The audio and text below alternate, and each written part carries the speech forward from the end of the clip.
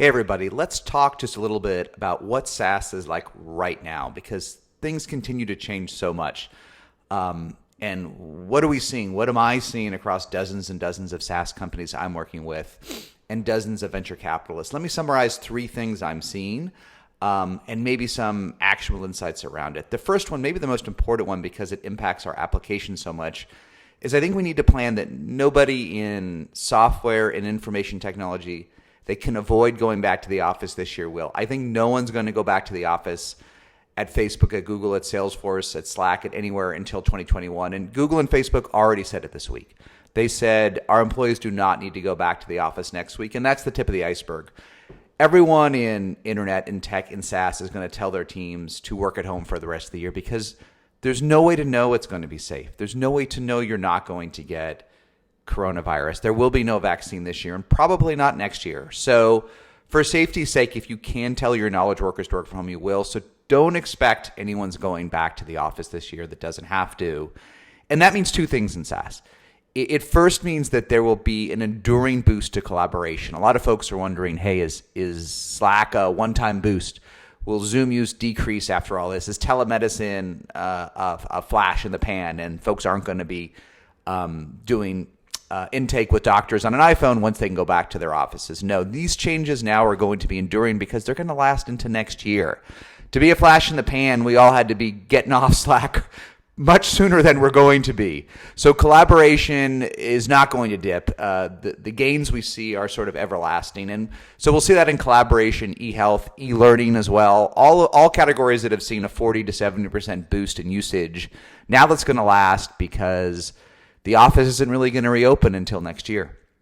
The next one is that digital transformation, which is a hot term at CIO's office in IT. That trend is going to last for well into next year. And digital transformation has been a catch term for several years, just about accelerating things, accelerating cloud contact centers, accelerating e-signatures, accelerating collaboration, accelerating all these things. And it was an initiative, but it was mostly around efficiency, being more efficient than the competition.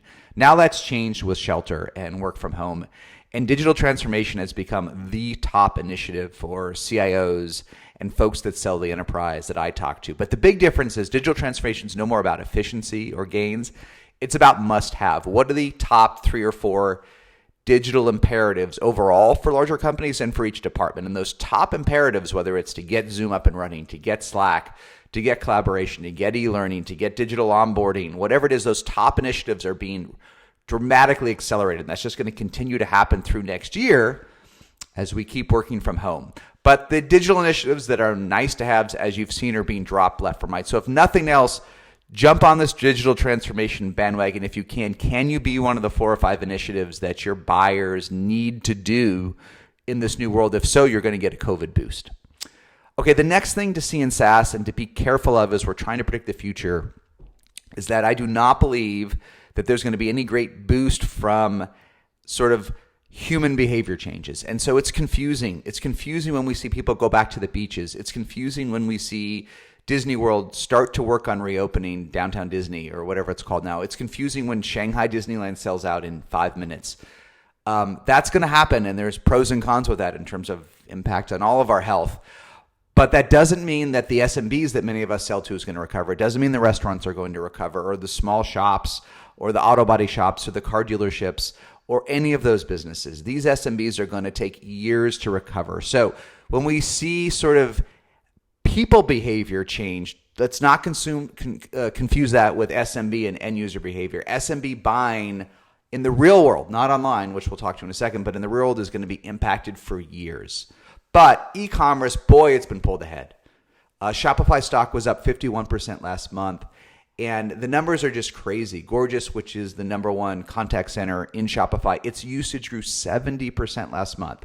So folks that did get into e-commerce, that did become digital natives for SMBs, they're going to continue to accelerate in the coming year and a half as things don't go back to normal, as we don't roll back to the office and roll back to restaurants and roll back to anything. And folks that can't move into e-commerce are going to be destroyed quickly. It's already happening. And the last point I wanted to get into is VC funding. We chatted about this a little bit before, but it's interesting. VC funding is almost back. It's almost back to pre-March levels, but it can be hard to tell on Twitter. And why? Well, let me simplify it. There are enough SaaS companies that have gotten a COVID boost that are growing faster because of collaboration or telemedicine or e-learning or even just mobile app deployment and other things, that there's so much VC capital that they're more than willing to invest in the ones with a COVID boost. But that means, as strange as this will sound to some of you, you have to be growing faster than before all of this. And that also means if you were growing reasonably quickly before and you no longer are, but not struggling, but say you went from 100% growth before to 50% today, you probably aren't going to get funded now. Almost certainly not. Why? Because there's too many COVID beneficiaries. I know that sounds crazy, but remember, there's only so many companies that need to get venture funded each year, and VCs have tilted.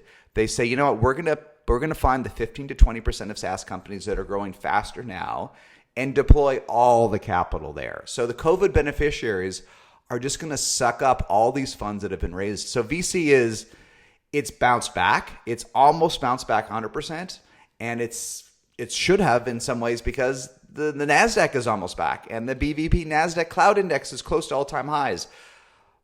But it's bounced back differently, and VC money is only going to go to COVID beneficiaries for the next year and a half.